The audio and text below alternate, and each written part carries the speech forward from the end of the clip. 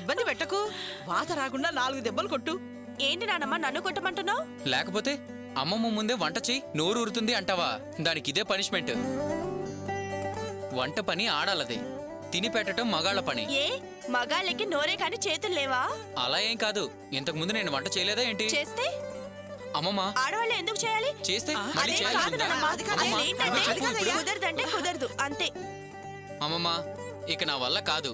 వంట నేనే చేస్తాను గాని తనకి కాస్త సైలెంట్ గా ఉండమని చెప్పు. సుబ్రహ్మణ్యం, ఏమైందమ్మమ్మ? ఏం లేదయ్యా. ఎప్పుడో ఇది చిన్నప్పుడు నవ్వడం చూశాను.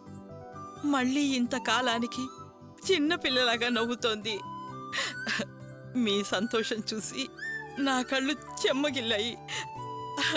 ఇవి ఆనంద బాష్పాలయ్యా.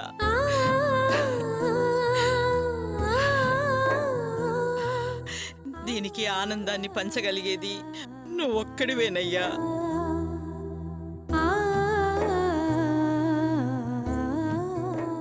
ఈ మాత్రం దానికి అంత రియాక్ట్ అవ్వాలా అమ్మమ్మ? సుబ్రహ్మణ్యం, నా మనవరాలికి జీవితాంతం ఈ ఆనందాన్ని పంచగలుగుతావు గదా. ఈ జన్మకే కాదు, ఇంకా 10 జన్మలు తనని ఇలాగే సంతోషంగా ఉంచుతాను. ఇది చిన్నపిల్ల. తెలుసో తెలియకో ఏదైనా పొరపాటు జరిగితే పెద్ద మనసుతో దాన్ని క్షమించయ్యా. ఇది తల్లి లేని పిల్ల సుబ్రహ్మణ్యం. దీన్ని తల్లిలా లాలించు, తండ్రిగా ఆదరించు, భర్తగా చేరదీసి కాపాడు. మీరిద్దరూ కలకాలం హాయిగా పిల్లా పాపలతో సంతోషంగా ఉంటే మీ ఆనందాన్ని చూస్తూ నేను నా ఆఖరి శ్వాస వదలాలయ్యా. అంతకుమించి నేను ఇంకేమీ కోరుకోవట్లేదయ్యా. శ్రావణి నా గుండెల్లో పెట్టుకొని ప్రాణంగా చూసుకుంటానా. నువ్వు ధైర్యంగా ఉండమ్మమ్మా. నువ్వు కోర్టులో దాని గురించి అన్న మాటలు ఎంతో నమ్మకాన్నిచ్చాయ్యా. నీ ఇలా ఎవరుంటారు చెప్పు? అంత నమ్మకం ఉంచిందనివి ఆ కన్నీళ్ళేంటి? ఆనంద బాష్పాలని చెప్పాను కదయ్యా, వాటిని ఆపొద్దు. అవి ఓదార్పును కోరుకోవు. నీ కళ్ళల్లో నీళ్లు చూడలేనమ్మమ్మా. అందుకే ఎందుకని అడిగాను. సరే అమ్మమ్మా, నాకు పనుంది, నేను వస్తానా? ఏమీ తినకుండానే వెళ్ళిపోతావా? అయ్యో, పాయసం తృప్తిగా తిన్నాను కదా, చాలు. గణేష్కేదో పనుంది రమ్మన్నాడు. వస్తాను, నా కోసం వెయిట్ చేస్తుంటాడు. అలాగే. బాయ్. ఆ, నానమ్మ ఆ, మనం తిందాంరా. ఏంటి మళ్ళీ అదే ఉప్మానా? రా నానమ్మ. మ్మ్.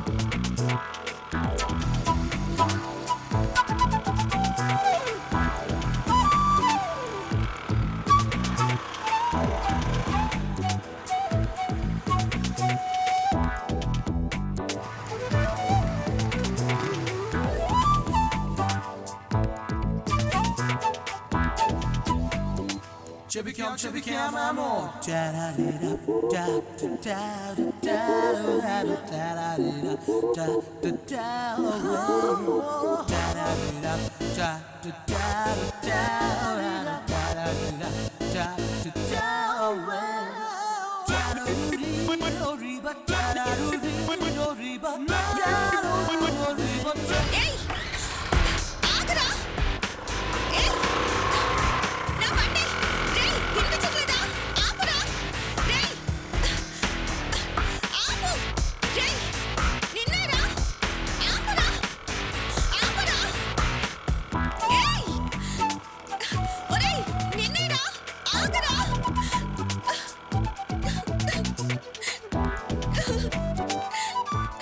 ఏమైంది, ఏడుస్తున్నావు? నా బండి ఎవరో ఎత్తుకెళ్ళిపోతున్నారండి.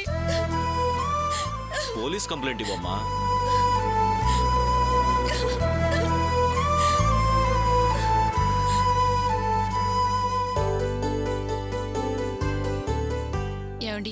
టాబ్లెట్స్ అయిపోయాయి.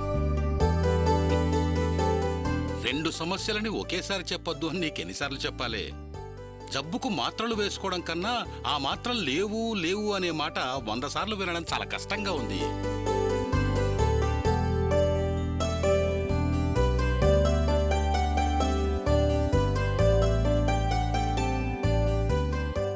నాన్న, టాబ్లెట్స్ చాలా చేదుగా ఉంటాయి కదా, ఎలా వేసుకుంటావు? తప్పదమ్మా, ఎంత చేదైనా వేసుకోక తప్పదు. చేదు తింటేనే ఆరోగ్యం బాగుంటుందట. అలా అయితే నేను టాబ్లెట్ వేసుకోనా? వద్దమ్మా, ఫ్యామిలీలో ఒకళ్ళు మింగితే చాలు. ఆ చేదు మందు మింగి మింగి మీ నాన్న మొహం ఎలా అయిందో చూడు. ఊ, ఊ, ఊ. నాన్న, మిక్కీ మౌస్ లా భలే చేశారే, ఏది మళ్ళీ చేయండి. ఇదిగోండి, కాఫీ తీసుకోండి. మీ అమ్మని చేయమను, అది నాకన్నా ఇంకా బాగా చేస్తుంది. ఏయ్ పోవే, ఏంటి ఇక్కడ మీటింగ్ పెట్టావు? చూడు, సింహంలా ఎలా గర్జించిందో చూడు.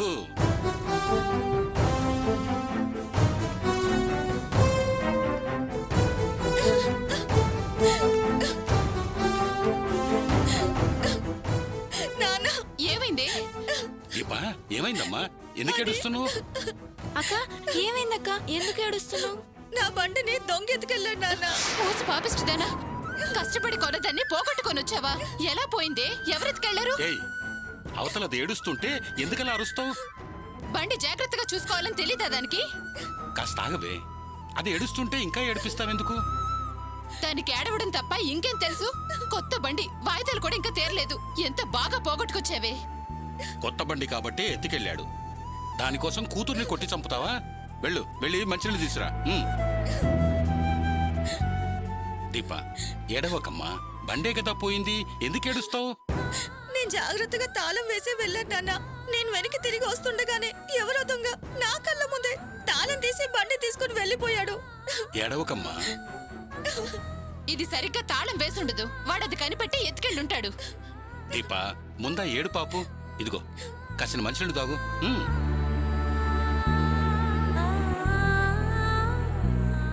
నిదానంగా ఆలోచించి చెప్పు. బండి ఎక్కడ పార్క్ చేశావు? తాళం సరిగ్గానే వేసావా? జాగ్రత్తగానే తాళం వేశాను నాన్న. వాడిని నువ్వు గుర్తుపడతావా? గుర్తుపడతాను నాన్న. కాలేజీ కుర్రాళ్ళ ఉన్నాడు. దీనికి నిర్లక్ష్యం ఎక్కువైంది, అందుకే బండి పోయింది. తాళం వేశాను అని చెప్తోంది కదే, ఇంకేం చేయమంటావు? బండి నెత్తి మీద పెట్టుకుని వెళ్ళమంటావా? ఏంటి దాన్ని సమర్థిస్తూ మాట్లాడుతున్నారు? నువ్వు కాస్త తాగుతావా? అరిచి గోల పెడితే పోయిన బండి దొరుకుతుందా? బాధ్యతగా లేకుంటే ఇలాగే అవుతుంది. దీనికి శుతిమెత్తగా చెప్తే ఎలా అర్థం అవుతుంది? ఇది కాదే, ఆ బండి ఎత్తుకెళ్లిన వాడు బాధ్యత లేని దొంగ వెతవా. ఎత్తుకెళ్లిన వాడిని వదిలేసి దీన్ని తిడతావే? దీపా, ఏడిస్తే సమస్య తీరదు కదా. బండిని ఎలా కనిపెట్టాలో దాని గురించి ఆలోచించు. ఆ దొంగను నువ్వు ఖచ్చితంగా గుర్తుపట్టగలవా? ఖచ్చితంగా గుర్తుపడతాను నాన్న. వాడు బండి తీసుకుని వెళ్ళేటప్పుడు వెనకాల అరుస్తూ వెళ్ళాను నాన్న. వాడిని నేను ఖచ్చితంగా గుర్తుపడతాను. సరే, నేను పోలీస్ స్టేషన్కి వెళ్ళి కంప్లైంట్ ఇచ్చొస్తాను. ఇందిరా, నువ్వు వెళ్ళి నా షర్ట్ తీసురా.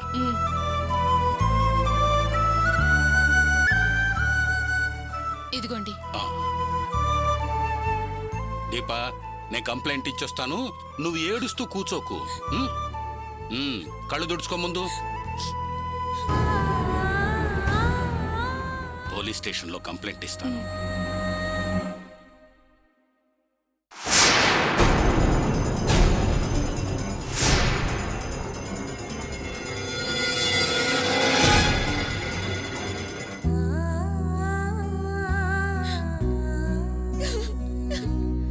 అక్క, ఏడవకే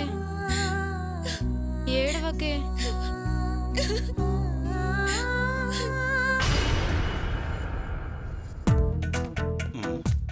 ఏమా సత్యం, ఏంటి ఫైల్ తెగ సర్దేస్తున్నావు? ఏంటి అలవాడే?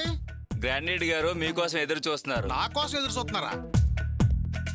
ఏమా ఏంటి తెగ సర్దేస్తున్నారు? ఏంటి రెడ్డి మేడం? గారు, సిఐ గారు స్టేషన్ మొత్తం క్లీన్ గా ఉంచమన్నారు. ఓహో. ఎవరో ఇన్స్పెక్షన్ కి వస్తున్నారంట. ఆహా. మీకు కూడా పనుంది, వెళ్ళండి. నాకు కూడా పని చెప్పారా? ఆ. ఏ ఫోన్ కాల్స్ రిసీవ్ చేసుకోమని చెప్పుంటారా? ఏమైనా పని అండి? ఇదిగో బూజు దొరకటం. రాయ్, ఈ స్టేషన్ లో నేను హెడ్ కానిస్టేబుల్ తెలుసా నీకు? నన్ను బూత్ దొరకమంటారా? నేను సత్య చేయను. అయితే సిఐ గారు రమ్మంటున్నారులేండి. నువ్వు అంతవరకు వెళ్ళకం, నీ పని నువ్వు చూసుకో. అలాగే. చెయ్యికి సత్తామండి. బూజుకని వెతకరా, పాపం నమ్మకంతో వచ్చింది, మనం సాయం చేయాలి కదా. నీకు ఇలా పనుందని వెళ్ళిపోతే ఇంటి బూజంతా ఎవరు దులుపుతారా? బయట వాళ్ళకి డబ్బులు ఇచ్చి చేయించుకుంటే అది మన ఫ్రెండ్షిప్కే అవమానం. ఇక్కడ స్టేషన్లో బూజులే దులపాలా, లా అండ్ ఆర్డర్నే కంట్రోల్ చేయాలా? రాను రాను పోలీసు ఉద్యోగానికి మరి వాల్యూ లేకుండా పోయింది. చెక్ ఏ పని పడితే ఆ పని చెప్పేస్తున్నారు. ఎవరా నువ్వు లేక మా మట్టికి మేము అడ్డమైన పనులు చేస్తుంటే పెద్ద లాడ్లో పడుకున్నా.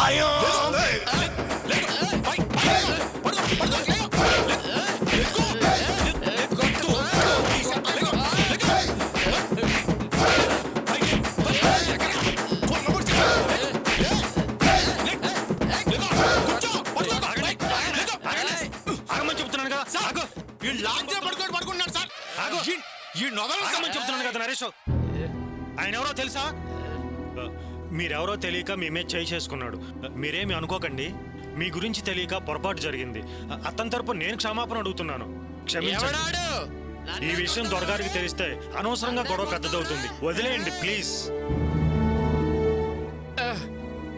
ఇదిగో ఈ డబ్బు అయ్యగారు నీకు పంపారు, తీసుకో. ఎందుకు ఇక్కడికి వచ్చారు అసలు? అసలు ఎవరిక్కడికి మిమ్మల్ని తీసుకురమ్మన్నారు? నెల అయిపోయినా నువ్వు రాలేదు కదా, అందుకే అయ్య డబ్బులు ఇచ్చి రమ్మన్నాడు. అందుకే వచ్చాను నేను. వీడు నన్ను కొట్టాడు, అవమానించాడు. మీరు ఊరుకోండి సార్. నరేష్, ఆయన క్షమాపణ అడుగు. ఏయ్, ఈడి క్షమాపణ నాకొద్దు. ఎవడ్రా నువ్వు నన్ను కొడతావురా? నీ ఎంత చూస్తా, చూస్తారా? ఏం మనిషివా నువ్వు? ఎవరో ఏంటో తెలియకుండా చెయ్యెత్తుతావా? అది కాదు సార్, యాక్చువల్గా అక్కడ పడుకుని. నీ పేరేంటి? నరేష్. నరేషా? రే, నీ ఎంత చూస్తా. నువ్వు నీ డ్యూటీ చేసుకో. నువ్వు ఈ విషయంలో తలదూర్చుకో. నన్ను కొడతావురా నువ్వు? ఎవర్రా నువ్వు? మీరు వెళ్ళండి సార్, నేను నువ్వు చూసుకుంటాను. చూసుకునేది రైట్, చూస్తా. నరేష్, నీ కొంచెమన్నా బుద్ధి ఉందా? పోయి కొరితో తలగొక్కున్నావు. ఎవడో 420 గాడు అనుకున్నాను సార్. ఏంటి 420 అనుకున్నావా? అవును సార్. వెంకట్రాజు రైట్ హ్యాండ్ వాడు. తల తిప్పి వాడి వైపు చూస్తేనే గుడ్లు పీకేసే రకం వాడు. అలాంటిది వాడిని ఎరగొట్టేశావు నువ్వు. ఇక వాడిని నిన్ను వదలడు. సార్ నిజంగా నాకు అతని గురించి తెలియదు సార్. తెలియనప్పుడు అంత ఆవేశము తొందరపాటు ఎందుకయ్యా? వాడిప్పుడు ఎటు నుంచి ఎలా అటాక్ చేస్తాడో తెలియదు. సార్ ఎలాగోలా మీరే కందని అచ్చ చెప్పండి సార్. ఏంటి నేనా? చివరిలో వాడేమన్నాడు వినలేదా? తల దూర్చకుండా నా డ్యూటీ నన్ను చేసుకోమన్నాడు. అలా అనకండి సార్, మీకు పుణ్యం పడుతుంది. ఎలాగోలా నన్ను కాపాడండి సార్. చూడు, నేను కామ్గా ఉంటే కొట్టే నీ చెయ్యి మాత్రమే పోతుంది. నేను ఇన్వాల్వ్ అయితే తలకాయలు లేచిపోతాయి. నీకోసం నా తలకాయ నరికించుకోమంటావా? పోయి ట్రాన్స్ఫారంలో చేపెట్టావు. అది పేలకా మానదు, నువ్వు మాడకా మానవు.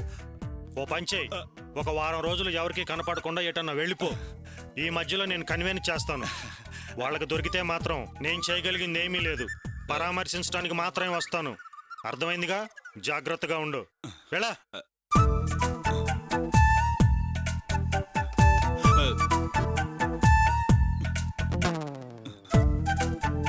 ఇంకా మన జీవితాన్ని శుభంగా పడిపోద్ది.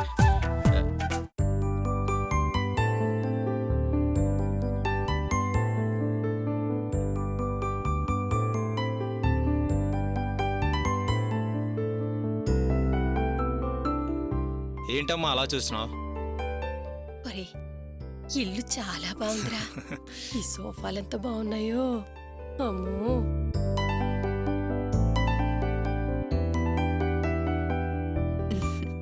నువ్వా మోహన్? బాగున్నావు వదినా? బాగున్నాను మోహన్. అమ్మ వచ్చింది. అవునా? పద. నమస్తే అండి. నమస్కారం. కూర్చోండి, ఇప్పుడే వస్తాను. కూర్చో అమ్మా.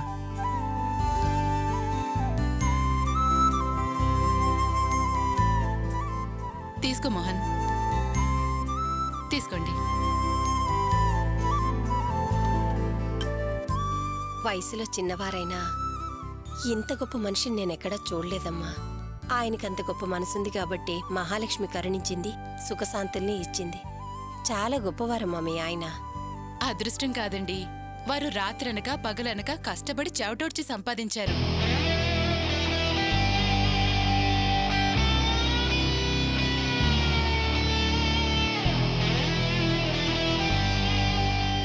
బాగుండారా?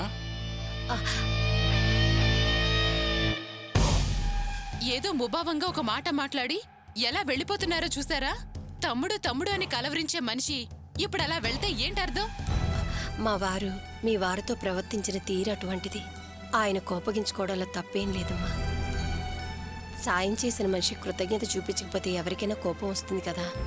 మా వారు హాస్పిటల్లో ఉన్నప్పుడు వారు చాలా సహాయం చేశారు. ఆ డబ్బే తిరిగిద్దామని వచ్చాం. ఒక్కసారి ఆయన్ని పిలిస్తే డబ్బిచ్చేసి మేం వెళ్తాం. మనసులో ఎంత కోపం ఉన్నా బాధున్నా ఇంటికొచ్చిన వాళ్లతో మాట్లాడకుండా వెళ్తే ఏం మర్యాద? పద్ధతిగా ఉంటుందా? మీరు కూర్చోండి, అసలు ఆయన ఉద్దేశం ఏంటో కనుక్కొని వస్తాను.